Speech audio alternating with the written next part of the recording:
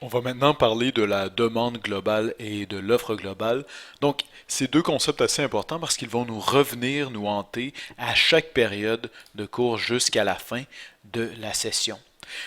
Au fond, c'est encore un exemple de marché, sauf que la différence ici, c'est qu'on ne parle plus seulement que du marché du blé ou du marché du pain ou du marché du travail.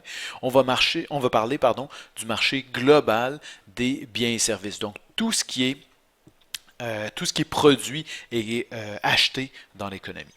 Donc, il y a une demande, évidemment, et il y a une offre. Et pour pouvoir inspecter le marché global, pour pouvoir mesurer l'activité dans le marché global, on utilise deux indicateurs. Un indicateur de prix, l'indice des prix à la consommation. Parfois, on va utiliser l'IIP, mais j'en reparlerai plus tard. Sinon, on utilise l'indice des prix à la consommation. Et on utilise aussi un indicateur de quantité, c'est le PIB réel, la quantité totale de biens qui va être produit dans l'économie. Et il y a deux façons de calculer le PIB comme étant la quantité totale de biens pour satisfaire nos besoins. En fait, il y en a trois, mais il y en a deux dont on va discuter rapidement aujourd'hui. Une qui est à travers la demande, donc la demande des ménages par la consommation, de la machinerie d'équipement par les entreprises lorsqu'elles font des investissements, la demande de programmes gouvernementaux, donc tout ce que le gouvernement achète et demande de la part de l'économie, et finalement X pour les exportations, M pour les importations, les exportations nettes, ou plutôt la demande extérieure ici. Donc ici, on a la demande globale et l'offre globale. Là où ils se rencontrent, c'est ce qu'on va observer comme équilibre dans l'économie. L'indice des prix à la consommation à gauche, le PIB réel pour dénoter les quantités. Donc, depuis tout à l'heure, je parle du PIB réel. Qu'est-ce que c'est le PIB? Eh bien, allons-y. On va monter ici. Le PIB, c'est une mesure de tout ce qui est produit à l'intérieur des limites d'un pays. Donc, le PIB, c'est le produit intérieur brut. C'est la mesure pardon, de la valeur totale de la production à l'intérieur des frontières d'un pays pendant l'année. Donc, d'une certaine façon, c'est la valeur de la richesse produite au pays dans l'année, où on peut dire la valeur totale pardon, des biens produits dans l'année pour satisfaire nos besoins. Donc, c'est la valeur totale des biens produits dans l'année pour satisfaire nos besoins. Ça, c'est le produit intérieur brut. Mais comment on le calcule?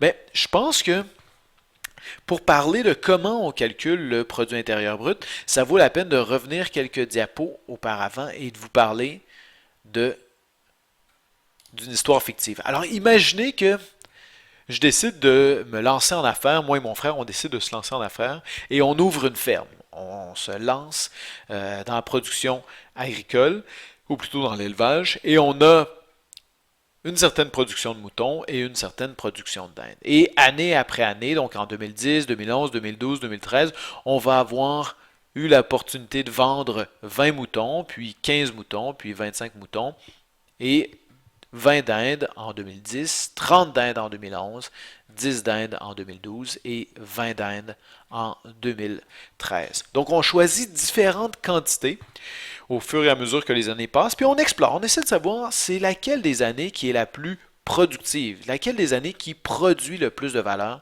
sur la ferme. C'est quoi le meilleur mix entre les deux? Donc, premièrement, remarquez qu'il y a un coût d'option. Si je produis plus de moutons ou si j'élève plus de moutons, j'élève moins de dindes. Donc, par exemple, si j'ai plus de moutons, moins de dindes, ou vice-versa, plus de dindes, moins de moutons. Mais peut-être que la bonne façon de voir comment on produit ou quelle est l'année la plus productive, c'est de regarder combien vaut un mouton et combien vaut une dinde. Parce que la vérité, c'est qu'une dinde vaut beaucoup moins qu'un mouton. En 2010, les prix changent d'année en année, mais en 2010, j'avais 40 $ pour un mouton, 48 en 2011, 50 en 2012, et ainsi de suite. Et là, si moi et mon frère, on veut calculer la production totale à la ferme, ben, le premier réflexe, ce serait de multiplier les prix par les quantités. On multiplie les prix par les quantités et ça nous donne la valeur totale de production. C'est quoi le problème de ça? Ben, le problème de ça, c'est que si je multiplie les prix de 2010 avec les quantités de 2010, j'obtiens une certaine valeur totale de la production ici, une valeur nominale de production. Donc, on pourrait dire que c'est mon PIB nominal ici. Et d'année en année, mon PIB nominal va se modifier. Mais remarquez, la dernière année, en 2013, tout comme la première année, j'ai la même production. Et pourtant, en termes de valeur nominale de production, je n'ai pas la même valeur nominale. Donc, quand mon frère me pose la question, c'est laquelle des années la plus productive, je ne suis pas capable de répondre. Parce que au même moment où la production va varier, les prix vont varier. Et souvenez-vous, au Canada, l'inflation est d'à peu près 2% par année, donc les prix vont augmenter d'environ 2% par année, année après année. Donc si on veut savoir quelle est la valeur de la production, on doit, si on veut avoir des valeurs réelles, si on ne veut pas être noyé ou si on ne veut pas que ce soit masqué par l'augmentation des prix, on doit avoir une valeur réelle de production. Et comment on va faire ça? On va choisir une année de référence. En 2002, c'est l'année de référence en ce moment au Canada. On va choisir une année de référence et on va garder les prix à cette valeur-là. Donc, à ce moment-là, on va pouvoir calculer la valeur réelle de production. Et ici, si je voulais, je pourrais utiliser les prix de 2010. Donc, j'aurais toujours 40 et 10 Puis là, je ferais 40 fois 15, 10 fois 30. 40 fois 25, 10 fois 10. 40 fois 20, 10 fois 20. Et là, j'aurais la valeur réelle de production. Et je pourrais savoir laquelle des années a été la plus productive. Donc, je vous laisse essayer de deviner laquelle des années est plus productive. Est-ce que je suis mieux de faire plus de dinde ou plus de moutons? Je vous laisse deviner ça. OK, donc, pour mesurer la santé économique d'un pays, évidemment, on veut mesurer l'inflation pour avoir une idée de la stabilité, mesurer le taux de chômage pour mesurer le niveau de participation à la production, mais la production des biens, la quantité de richesse produite à l'intérieur d'un pays, c'est le PIB qui le calcule. Et il y a trois façons de calculer le PIB. Donc, il y a trois façons de calculer le produit intérieur brut. La première façon, c'est par les dépenses. Et c'est cette façon-là qui va revenir nous hanter parce que, au fond, calculer le PIB par les dépenses, ça revient à regarder tout ce qui est demandé dans l'économie en termes de biens, tout ce qui se réalise en termes de demande. Donc, C pour la consommation des ménages, I pour l'investissement en machinerie et en matériel des entreprises, G pour les dépenses gouvernementales et X moins M pour les exportations nettes ou pour la demande extérieure.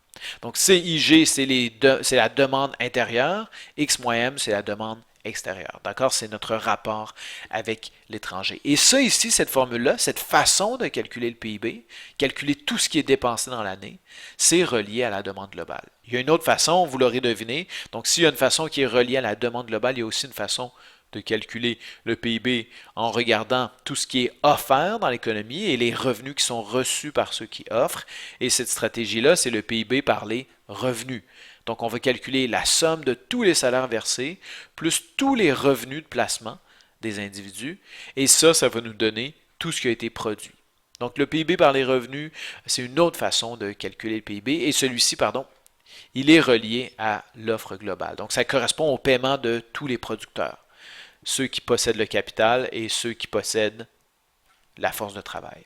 Et puis finalement, il y a une troisième façon qu'on va aborder plus tard, c'est lorsqu'on calcule la valeur ajoutée par chacun des secteurs de l'économie, par exemple le secteur primaire des ressources naturelles, le secteur secondaire de la transformation, puis le secteur tertiaire des services. Ils ajoutent aux produits chacun une partie de la valeur que les produits prennent à la fin. Donc, il y a trois façons de calculer le PIB. Mais maintenant, je vous mentionne toujours le PIB. Sautons cette diapo-ci, on y reviendra plus tard. Je vous mentionne toujours le PIB, mais retenez qu'il y a deux façons de rapporter le PIB. Il y a la valeur nominale et la valeur réelle. Donc, dans 30 secondes, je vais revenir vous expliquer comment valeur nominale et valeur réelle diffèrent. C'est quoi la distinction entre les deux?